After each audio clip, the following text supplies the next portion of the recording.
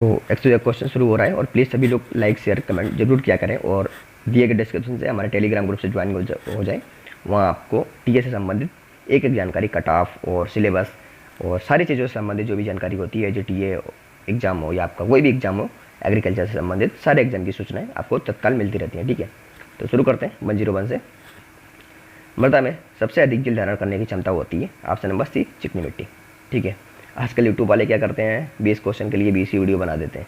ठीक है, मेरा एक ही लक्ष्य होता है बहुत ही कम समय में आपको बहुत ज़्यादा क्वेश्चन दे देना। 100 क्वेश्चन हम 20 मिनट में करवा देते हैं। ठीक है, ये अपने आप में बड़ी उपलब्धि है। ठीक है, 102 काली मिट्टी का पीएच सामान्यता होता है, ऑप्शन हो जाएगा सी, 7 से 8.5। ठीक है, अगला है मृदा का लाल रंग किसकी उपस्थिति के कारण होता है, तो फेरिक ऑक्साइड दे दिया है, option number B, ferric oxide. मृदा का कौन सा गुण मृदा के जल धारण क्षमता को प्रभावित करता है, तो जल धारण क्षमता को, भाई स्ट्रक्चर कैसा है मृदा का। ठीक है, स्ट्रक्चर के अकॉर्डिंग ये मृदा की जो जल धारण करने की जो कैपेबिलिटी है उसको बताता है। ठीक है, रेतीली मृदा में जल धारण क्षमता होती है अत्यधिक कम, देखो अत्यधिक कम।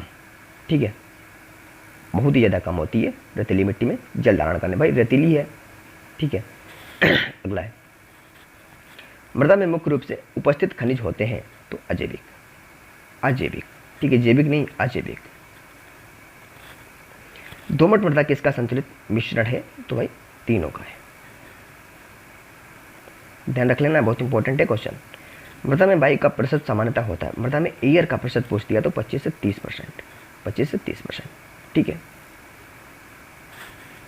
पीएच मीटर का प्रयोग होता है, तो option number C, pH meter का प्रयोग पूछ दिया है, तो मृदा की अम्लता क्षारीयता के मापन है।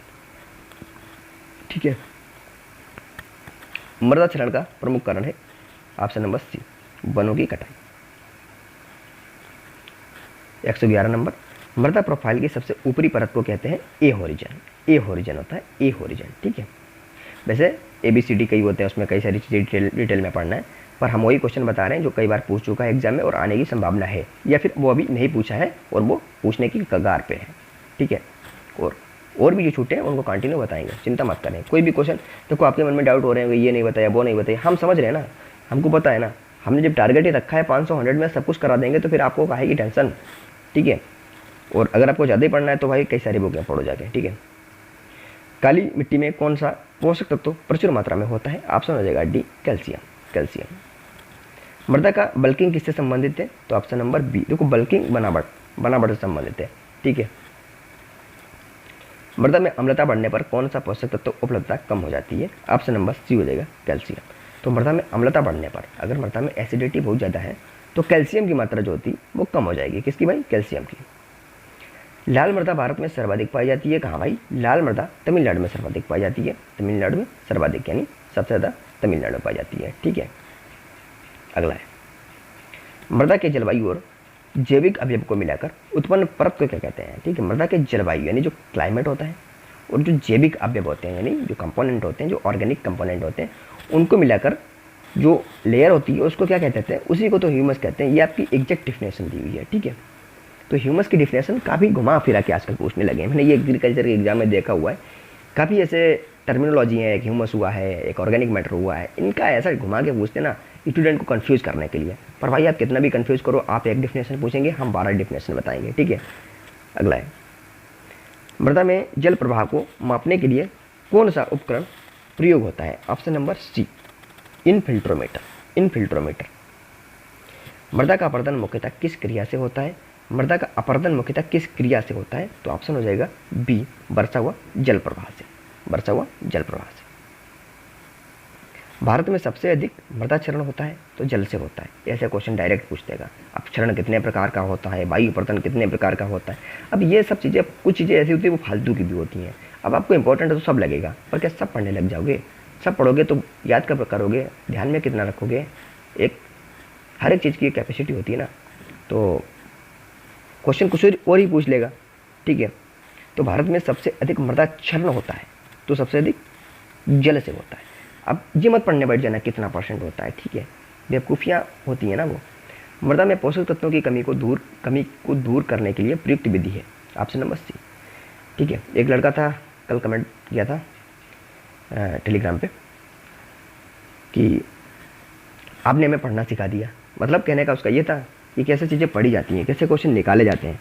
ठीक है, काफ़ी एकेडमी वाले ऐसे होते हैं ना जिनको सिलेबस में क्वेश्चन निकालना ही नहीं आता है।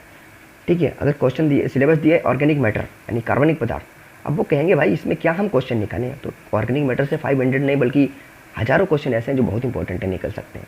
लेकिन अब आप पे निर्भर करता है कि वो एजीटीए के लिए कितना इंपॉर्टेंट है।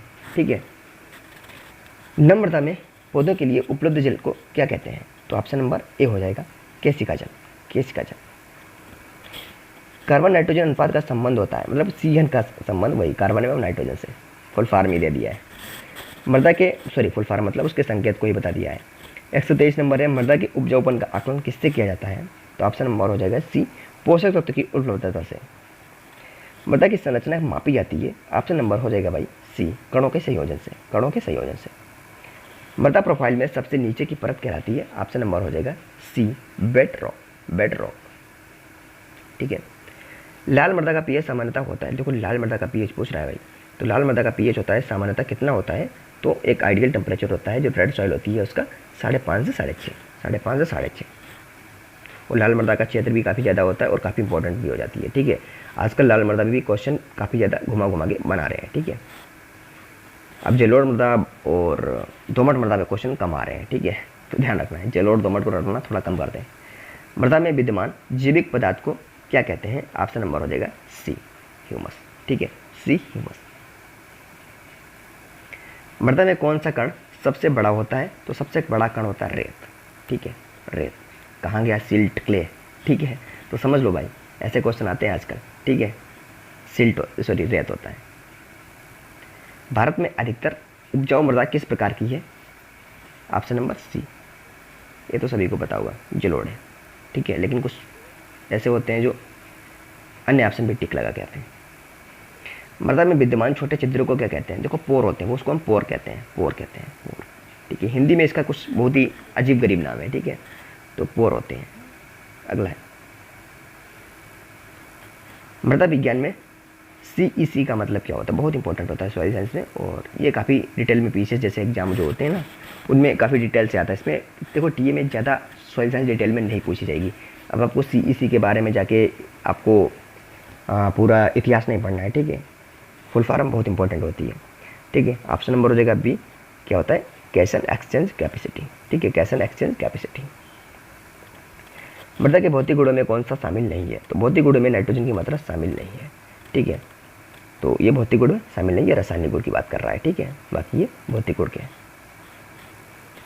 रेतीली मृदा में जल प्रवाह होता है, ऑप्शन नंबर हो जाएगा सी, बहुत तेज होता है, बहुत ही तेज। मिट्टी की अम्लता के कारण पौधों में कौन सी बीमारी सामान्य है? ऑप्शन हो जाएगा बी, क्लोरोसिस। क्लोरोसिस। अगला, मृदा निर्माण की सबसे पहली व्यवस्था क्या है? ऑप्शन नंबर हो जाएगा बी, ऑप्शन नंबर हो जाएगा बी, चट्टानों का अपक्षय। अगला है कैलियोनाइट किस प्रकार की मृदा का घटक है? तो ये चिकनी मृदा का घटक है, ऑप्शन नंबर हो जाएगा सी, चिकनी मृदा का घटक। ठीक है, क्षारीय मृदा को पहचानने के लिए कौन सा परीक्षण होता है? तो यूनिवर्सल इंडिकेटर होता है, यूनिवर्सल इंडिकेटर। ऐसे ऐसे क्वेश्चन कहाँ ढूंढने को मिलेंगे? सिर्फ एग्जाम में जब आएंगे तब आपको याद आएगा कहाँ से आए हो भाई। निम्न में से कौन सी मिट्टी सबसे उपजाऊ मानी जाती है? सबसे उपजाऊ मानी जाती है तो जलोढ़। ठीक है, मृदा जीवों में कौन प्रमुख भूमिका निभाता है? तो सूक्ष्म जीव, माइक्रो जो सूक्ष्म जीव, ऑप्शन नंबर बी। भारत में मृदा सर्वेक्षण का कार्य किस संस्था द्वारा किया जाता है? तो ये संस्था ध्यान रखो, और कोई बताएगा कमेंट बॉक्स में कि इसका फुल फॉर्म क्या है भाई, बताओ। आपका कमेंट जो है पिन कर दिया जाएगा ताकि सभी बच्चे जान जाएं। वह मिट्टी जिसमें नमी धारण करने की क्षमता अधिक होती है तो भैया वो काली मृदा होती है कि ब्लैक सॉइल, ऑप्शन सी। मिट्टी में पीएच मान 7 से अधिक होने पर वह कहलाती है तो क्षारीय। ठीक है, एक बार मैंने बोल दिया था 8 से अधिक पीएच मान क्षारीय, तो 7 से ज़्यादा होता है वही क्षारीय होता है। कहीं कहीं पे थोड़ा गलती निकल जाती है, समझदारी होती है, आपको अपने हिसाब से समझना है। ठीक है, बल्कि उसमें गलतियाँ निकाल कर कमेंट ना मारना है। ठीक है, तो ये छोटी छोटी हरकतें होती हैं। ठीक है, मृदा की बनावट मापने के लिए कौन सी विधि प्रमुख है? तो ऑप्शन नंबर हो जाएगा सी, पाइपेट विधि। पाइपेट। पेडोलॉजी का संबंध है तो भाई सभी को पता होगा। ठीक है, सॉइल साइंस पढ़ लो ना। मृदा के पीएच को कंट्रोल करने के लिए, नियंत्रण करने के लिए कौन सा पदार्थ प्रयोग होता है? तो चूना। चूना चूना का प्रयोग पीएच को कंट्रोल करने के लिए करते हैं। रेत के कणों का आकार भाई कितना होता है, रेत के कणों का आकार पूछ दिया है तो ऑप्शन नंबर हो जाएगा बी 0.05 से 20 mm। दोमट मिट्टी में अनुपात पूछ दिया है भाई, दोमट मिट्टी में अनुपात, ठीक है। तो ऐसे क्वेश्चन पे पकड़ बना के रखें, ठीक है। और ऐसे ही क्वेश्चन आपको बनाएंगे, ठीक है। ये थोड़े आपके लिए कठिन बन जाएंगे लेकिन ये कठिन नहीं है, ठीक है। बस आपने कठिन बना लिया और पढ़ा नहीं है ढंग से, तो बी नंबर। अब ऐसा नहीं है सभी में आपको जानना है, रेत, सिल्ट, चिकनी मिट्टी, केवल आपको 2 मिट्टी में जानना है, दोमट और जलोढ़, ठीक है। और अभी जलोढ़ का दिया नहीं है, ठीक है, परेशान मत हो, उसका भी मिल जाएगा। मृदा में कौन सा सूक्ष्म जीव नाइट्रोजन स्थिरीकरण करता है, तो भाई राइजोबियम करता है, ठीक है, राइजोबियम करता है, ऑप्शन नंबर ए।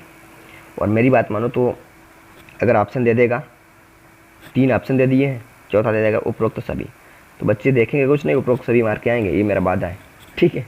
तो भाई थोड़ा देख लेना चीज़ों को, ठीक है। वायवीय जल निकासी के लिए सबसे उपयुक्त मिट्टी है, ऑप्शन नंबर हो जाएगा बी रेतीली मिट्टी। मृदा की प्राकृतिक उर्वरता बढ़ती है, तो ऑप्शन नंबर हो जाएगा सी हरित खाद से, ठीक है। क्षारीय मिट्टी में कौन सा लवण अधिक होता है, ऑप्शन नंबर हो जाएगा मित्रगण डी Na2CO3 सोडियम कार्बोनेट। चिकनी मिट्टी की जल धारण क्षमता बहुत ज़्यादा होती है भाई, बहुत ज़्यादा होती है, ठीक है। मृदा की जल धारण क्षमता मापी जाती है तो टेंशन मीटर से, या टेंसियोमीटर भी कभी कभी दे देता है, तो ऑप्शन नंबर सी, ठीक है। टेंशन ना लो भाई। भारत की कौन सी मिट्टी रेगुर के नाम से जानी जाती है, तो रेगुर के नाम से तो काली जानी जाती है। मृदा की उर्वरता में कौन महत्वपूर्ण भूमिका निभाता है, तो जीवांश, ऑप्शन नंबर सी है, जीवांश महत्वपूर्ण भूमिका निभाते हैं। अगला है, एक आदर्श मृदा में जल, वायु और खनिज का प्रतिशत होता है, ऑप्शन नंबर बी। एक आदर्श मृदा में 25 से कितना है भाई, 25-25-50, ठीक है। किसका, मृदा में जल, वायु और खनिज, तो जल का कितना 25, वायु का कितना, तो जलवायु का तो बराबर रहता है, ठीक है। 50% में 25-25 रहता है, और खनिज का सर्वाधिक 50%, ठीक है।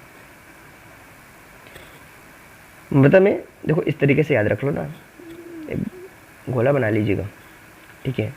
और इधर रख लो भाई 25, ये हो जाएगा एयर का, 25 हो जाएगा वाटर का, और मिनरल का हो जाएगा 50%, ठीक है। मृदा में ह्यूमस की उपस्थिति को कैसे बढ़ाया जा सकता है, तो ऑप्शन नंबर बी। तो जाहिर सी बात है, अगर ह्यूमस बढ़ाना है तो आपको जैविक खाद देना पड़ेगा। वर्मी कंपोस्ट बनता है तो भाई केचुए से बनता है। मृदा अपरदन से बचाव है तो उपयुक्त विधि है कंट्रोल फ्लोइंग। उष्णकटिबंधीय जलवायु में अधिकतर मृदा होती है तो अम्लीय होती है, ऑप्शन नंबर बी। पूछते हैं उष्णकटिबंधीय जलवायु में साथियों, ठीक है। तो वो उष्णकटिबंधीय का मतलब क्या होता है, ठीक है। ये हमारी पृथ्वी है, इस तरीके से ये क्षेत्र पूछ रहा है ना ये।